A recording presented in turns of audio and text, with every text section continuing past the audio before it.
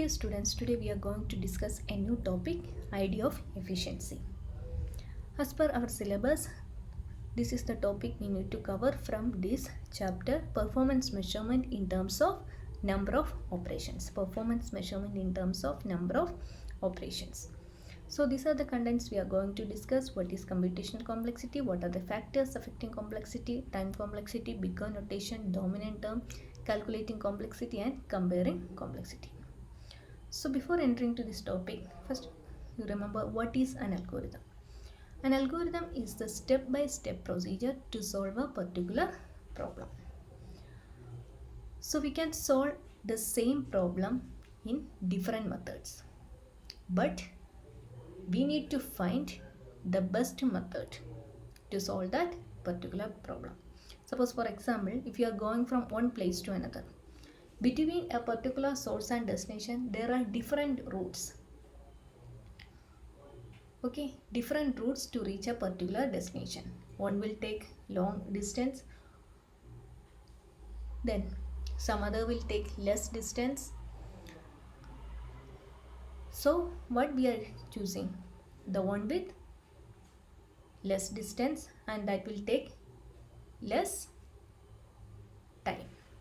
So in the case of programming, or if we are coming into the computer programming also, we are considering these factors if you are solving a particular problem. So we have more than one solution for a particular problem, but we need to identify which one is better. That efficiency we are find out using complexity. So complexity refers to the measure of the efficiency of an algorithm. It refers to the measure of the efficiency of an algorithm. So this efficiency can be calculated based on some factors.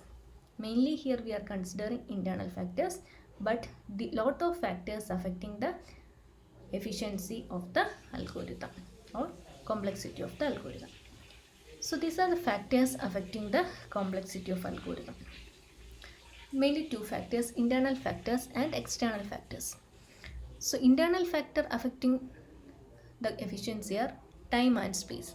Time taken to run a particular program. Suppose we wrote one program and it will take 4-5 days to execute, and we need the result in 2 days. Is it good or not? So we need a better solution. So if you are writing an algorithm, you just think about the time, how much time it will take to execute. Next one is space, how much memory it will utilize. So these are the internal factors affecting the complexity.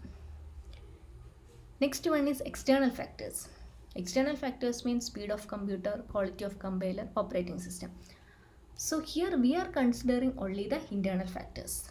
Okay, time and space. Out of these two, we are more concentrating on time.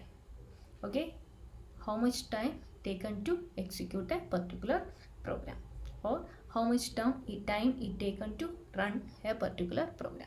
That is time complexity. So time complexity is the number of elementary instruction that the program executes. Number of elementary instruction that the program executes. And it depends upon the size of input data. For example, if the input data consists of 1000 elements, so, and if another one program with same program but number of elements or input size is 10, and another one with input size 10, both take different time to execute. That's why it is written number depends on the size of the input data. So it is the number of elementary instruction that the program executes, that is denoted by time complexity. And it is expressed using big O notation. It is expressed using big O notation. Normally, if you are considering length, we are expressed it using meter, kilometer, centimeter. Similarly, here the complexity of algorithm is expressed using big O notation. And another one thing, these notations are commonly called as asymptotic notations. Okay, asymptotic notations are mathematical tools to represent time complexity of the algorithm.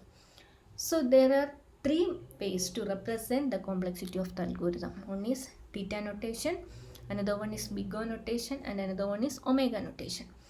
Theta notation means it gives the best case. Best case means the minimum time required to execute the problem. Okay, the minimum time required to execute the problem, that is represented using theta notation. Big O notation gives the worst case. Worst case means maximum time required to solve the problem. And third one is average case, that is represented using omega notation. Okay, I will explain one example, then you will be clear about omega, theta and big O. Consider a list with 10 elements. Okay, and we are performing linear search on that list. Okay, so if our search element is obtained from the first position, how many comparison we need? Only one comparison. So if the element is found in the first position, it gives the best case. Okay, the time taken to find the first element in that, it is the best case, so that we can represent using theta. Suppose if the element is located in the middle, then it gives the average case, then it can be represented by omega. And suppose if the element is in the last, then it gives the maximum time. So here we are considering about only the maximum time, that is worst case complexity. It is the maximum time required to solve a particular problem, that is represented by big O notation. So big O notation is used to denote the algorithmic growth rate. Okay, the growth rate determines the algorithmic performance when input size grow. As the input size increases, how the algorithm performance occurs, that we are represented using big O notation, that is represented using growth rate. The growth rate determines the algorithmic performance when input size grows. That is, if the input size increases, how it affects the performance of the algorithm. So consider one example. Suppose two algorithms are there for solving a particular problem. One has complexity order of E. This way we are representing the complexity using big O notation. In big, first write the capital O, then in bracket we represent the complexity.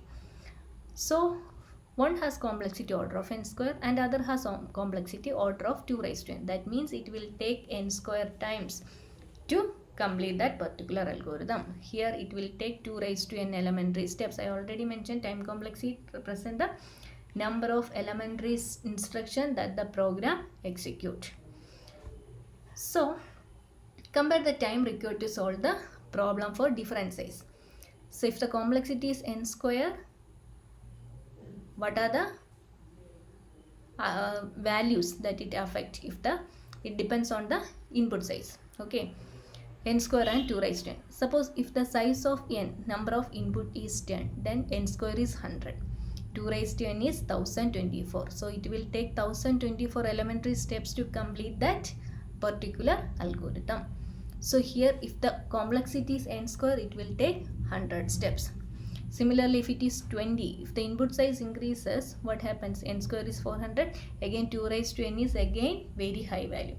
So as the number of steps increases, more is the time taken and the performance is lesser.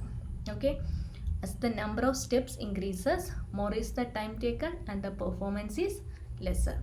So if you are choosing an algorithm, if you have more than 2 algorithms for a particular problem, choose the one will take less time. Okay, here same problem, 2 algorithms. This is the difference in step they are taken. So as the number of steps increases, more is the time taken and the performance is lesser. So the performance of the algorithm is inversely proportional to the volt clock time. Performance of the algorithm is inversely proportional to the volt clock time. If it take more time, the performance is lesser. Okay, then these are the common growth rate. in time complexity. Okay, common group order of 1, that means it represents a constant value. Order of log n, order of n, order of n log n, order of n square, that means quadratic. Order of n cube, cubic. Order of 2 raised to n, exponential. Okay, these are the common growth rate in time complexity. Another one important term while considering complexity is dominant term.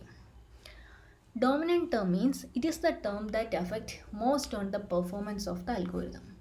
Suppose you are getting the performance of the algorithm, we are considering only the factor that affecting most in that particular algorithm. That term is called the dominant term.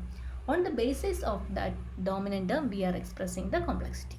Okay, it is the term that affect most on the performance of the algorithm. It is the term that affect most on the performance of the algorithm. For example, if an algorithm depends on the value n is our input and has performance a n square plus b n plus c, okay, and a, b, c are constant. So this is the total time taken for completing that particular algorithm, and n is our input size.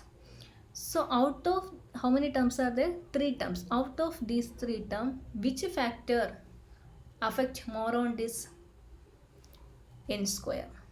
Okay, the maximum impact on the algorithm performance is the term a n square. This is the term mostly affecting on the performance of the algorithm. So we are neglecting other terms and we are specifying the complexity as order of n square. We are not considering the constant time, we are expressing only in terms of the input size. So its complexity is order of n square.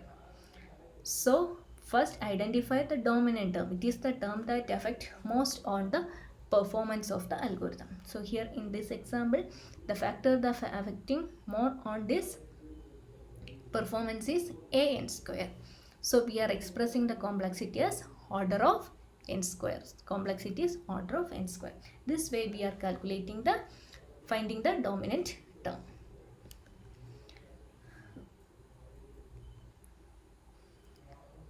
Okay, so far we discussed some basics about complexity. What is complexity? What are the factors affecting the complexity?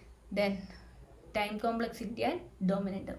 Next lecture we will study how to calculate the complexity of different loops, test if statement, etc.